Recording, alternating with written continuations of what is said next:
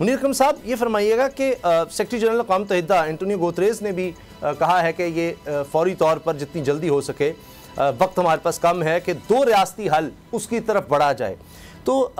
دو ریاستی حل اصل میں کیا ہے جس پر ابھی تک جایا نہیں جا رہا، کن علاقوں کے حوالے سے؟ جی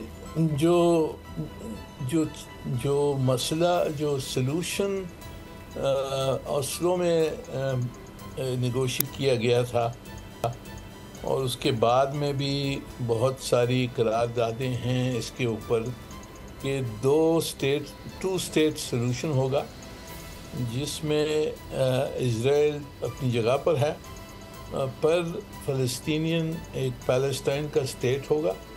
اور اس کی بارڈرز ہوں گی، اس کی باؤنڈریز ہوں گی جو جون 67 وار میں جو اسرائیل نے قبضہ کیا ہے وہ واپس وہاں سے ہٹے گا، اور 1967 بارڈرز کے تحت فلسطین کی باؤنڈریز ہوں گی،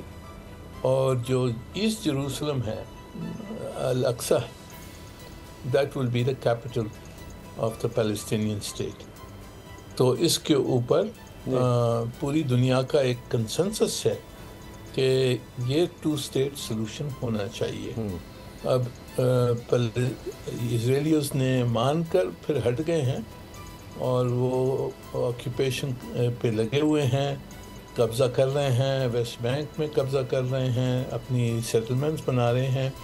اور جو ٹو اسٹیٹ سلوشن ہے اس کو رد کرنے کے اسٹیپس انہوں نے لیے ہیں۔ اور جو ابھی وہاں موجودہ حالات ہے وہ ایک حالات ہے جہاں جو اسرائیلیز ہیں وہ اور پیلسٹینینز ہیں ان کو دو طرف میں ہٹا دیا گیا ہے، پیلسٹینینز کو انکلیوز میں ڈال دیا گیا ہے، اور ایک اپارتھائڈ قسم کی سچویشن وہاں موجود ہے جس کے تحت یہ ٹو اسٹیٹ سلوشن نہیں ہو سکتا۔ ٹو اسٹیٹ سلوشن کے لیے اسرائیل کو واپس ہٹنا پڑے گا pre-1967 بارڈرز کے تحت،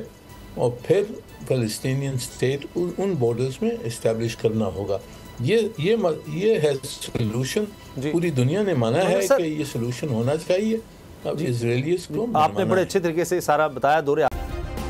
سبسکرائب کریں اور بیل دبائیں تاکہ کوئی خبر رہ نہ جائے۔